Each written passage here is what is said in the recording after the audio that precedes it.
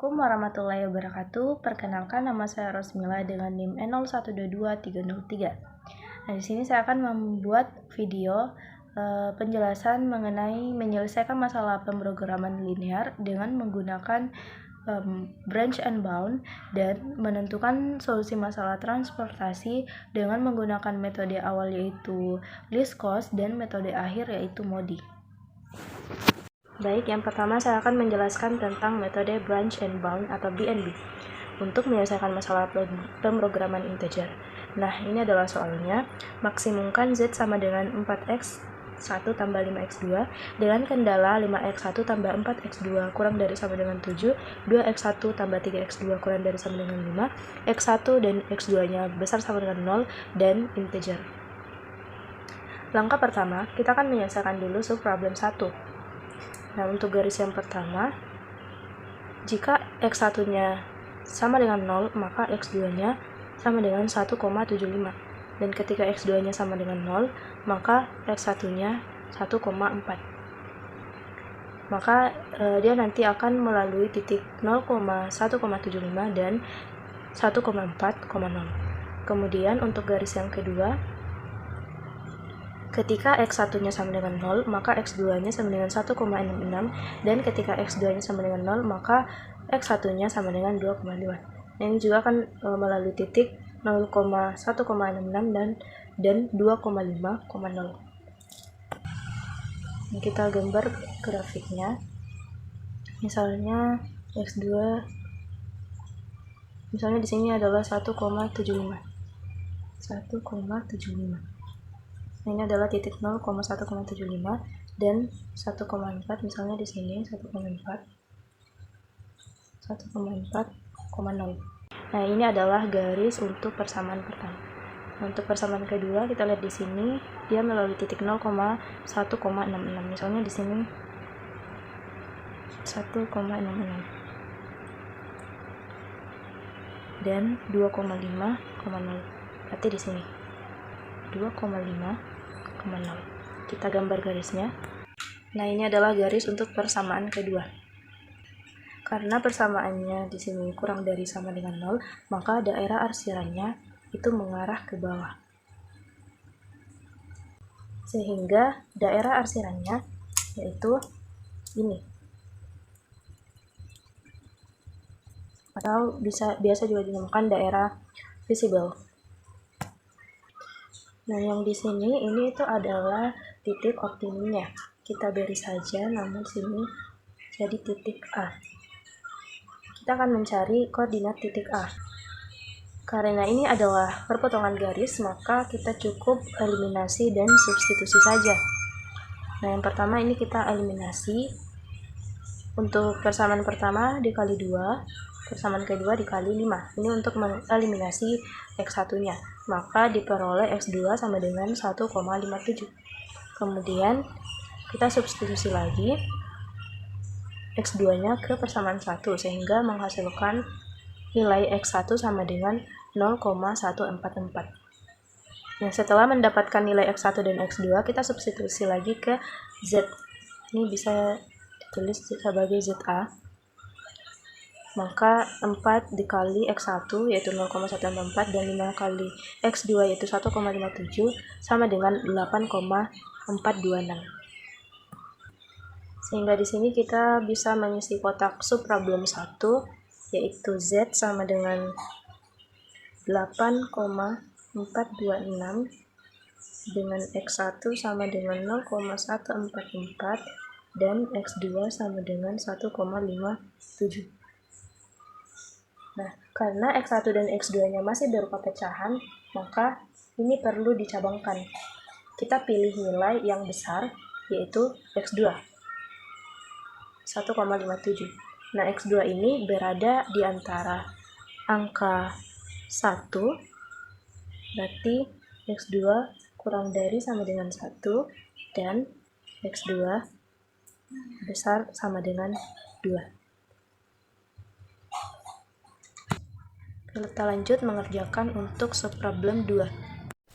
Nah, kita lihat x2-nya itu kurang dari sama dengan 1.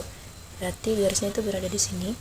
Kita garis Karena kurang dari sama dengan, maka ini mengarah ke bawah sehingga ada area visible-nya. Dan ini untuk subproblem 2. Kemudian di sini kan dia berpotongan dengan persamaan pertama, maka kita cari lagi x1-nya dengan mensubstitusi x2 ke dalam persamaan pertama, yaitu 5x1 tambah 4x2 sama dengan 7 menghasilkan x1-nya sama dengan 0,6. Nah, kemudian disubstitusi lagi ke z, maka diperoleh z sama dengan 7,4. Maka kita isi lagi di sini, z-nya sama dengan 7,4, x1 sama dengan 0,6 dan x2 sama dengan 1. Kemudian kita beralih ke subproblem 3. Di subproblem 3, x2-nya besar sama dengan 2, maka garisnya akan berada di sini. Nah, garisnya ini mengarah ke atas. Nah, bisa kita lihat bahwa di garis x2 sama dengan 2 ini tidak termasuk di dalam daerah arsiran atau visible area-nya. Maka ini bisa dikatakan sebagai invisible. Nah, di sini kita tulis untuk subproblem 3-nya ini adalah invisible. Nah, di sini untuk subproblem 3 ini sudah tidak bisa dicabangkan. Kemudian kita lihat di subproblem 2, di sini x2-nya sudah integer. Maka kita lihat ke x1 ini belum integer. Nah, ini kita cabangkan. 0,6 itu berada di antara angka 0 dan 1. Maka x1 kurang dari sama dengan 0 dan x2 besar sama dengan 1. Maka kita memiliki dua subproblem, yaitu subproblem 4 dan subproblem 5. Nah, untuk subproblem 4 itu berada di titik di sini sampai ini. Karena x1 kurang dari sama dengan 0, maka titiknya berada di sini garisnya. Sehingga kita menghasilkan x1 sama dengan 0, x2 sama dengan 1, kemudian kita substitusikan ke z, menghasilkan 5. Maka kita tulis di sini z sama dengan 5, x1 sama dengan 0, dan x2 sama dengan 1. Kemudian untuk subproblem 5, dia berada di garis x1 lebih dari sama dengan 1, maka garisnya berada di sini. Karena lebih dari sama dengan berarti ke kanan. Jadi ini adalah daerah arsirannya. Karena ini berpotongan dengan garis persamaan pertama, maka kita cari titik potongnya. Di sini x1 sama dengan 1, kemudian kita substitusi, diperoleh x2 sama dengan 0,5 dan disubstitusi ke z menghasilkan 6,5, sehingga diperoleh z sama dengan 6,5, x1 sama dengan 1 dan x2 sama dengan 0,5. Dilihat di sini masih ada yang integer. Kemudian di sini kedua-duanya sudah integer, maka ini dikatakan solusi optimal. Baik, selanjutnya kita lanjut menghitung metode transportasi. Di sini judul artikel yang saya ambil yaitu penerapan metode stepping stone untuk transportasi pengiriman barang. Dalam artikel yang saya ambil untuk metode transportasinya, dia menggunakan metode awal yaitu NWC atau sudut barat laut. Kemudian untuk metode akhirnya dia menggunakan stepping stone. Makanya di sini saya menggunakan metode awal yaitu least cost dan metode akhirnya yaitu MODI. Nah, ini adalah tabel yang ada dalam artikel, yang dimana ini yang akan saya gunakan untuk menghitung least cost dan MODI-nya. Kita masuk ke metode awal yaitu least cost. Nah, langkah pertama yang harus kita lakukan dalam least cost ini, kita harus mencari biaya yang terendahnya dulu, yaitu ini 10. Ini kita tulis 1, 2. Karena biayanya sama 12 sama 12, maka tetap ini ditulis 2 juga. Ini juga sama, berarti ini 3. Kemudian ini 4. Nah, kemudian kita isi di sini. Yang pertama tadi berarti di sini 40.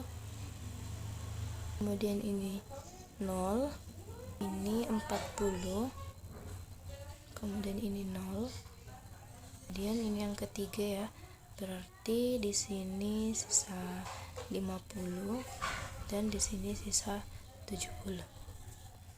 Nah, ini adalah metode awal. Untuk menghitung total cost-nya itu sama dengan NWC, yaitu 40 kali 10 ditambah 40 kali 12 ditambah 70 kali 17 tambah 50 kali 15 menghasilkan 2820. Kemudian lanjut ke metode akhir, yaitu MODI. Tentukan nilai-nilai UI untuk setiap baris dan nilai VJ untuk setiap kolom dengan menggunakan hubungan CIJ tambah UI tambah VJ untuk semua variabel baris, dan tetapkan nilai 0 untuk UI. Jadi UI-nya sama dengan 0. 1 ya maksudnya. Nah, pertama tentukan variabel basisnya. Variabel basisnya itu adalah variabel isi. Nah, bisa kita lihat di sini bahwa variabel isinya itu yang ini ya, 40. Ini. Maka ditulis seperti ini. X11 sama dengan U1 tambah V1 sama dengan C11. U1 tadi kita tetapkan sebagai 0, maka diperoleh V1-nya sama dengan 10. Begitu seterusnya sampai X23. Sehingga diperoleh V3 sama dengan 12, V2 sama dengan 14, dan U2 sama dengan 3. Kemudian langkah kedua, hitung perubahan biaya CIJ untuk setiap variabel dan baris dengan menggunakan rumus CIJ sama dengan CIJ kurang UI kurang VJ. Nah, di sini bisa kita lihat bahwa variabel yang kosongnya itu yang ini C12 dan C21. Nah, setelah kita menghitung, di sini kita peroleh C12 itu sama dengan 1 dan C21 sama dengan minus 1. Pilih yang paling negatif. Di sini ada minus 1. Maka variabel entry-nya ada di C23 atau X23.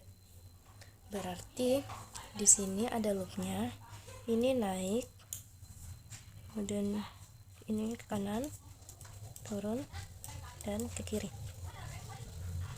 Nah, di sini positif, di sini negatif, sini positif, di sini negatif.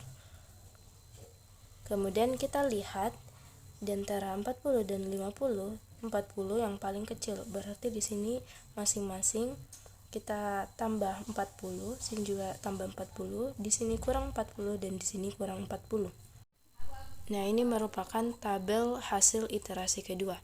Kemudian dengan cara yang sama kita ulangi lagi, kita mencari variabel basisnya dan C besar IJ-nya.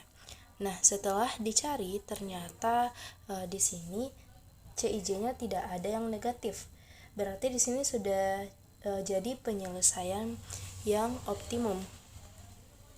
Nah, kemudian kita cari TC-nya atau total cost-nya, yaitu 80 kali 12 tambah 40 kali 12 tambah 70 kali 17 tambah 10 kali 15, 2780.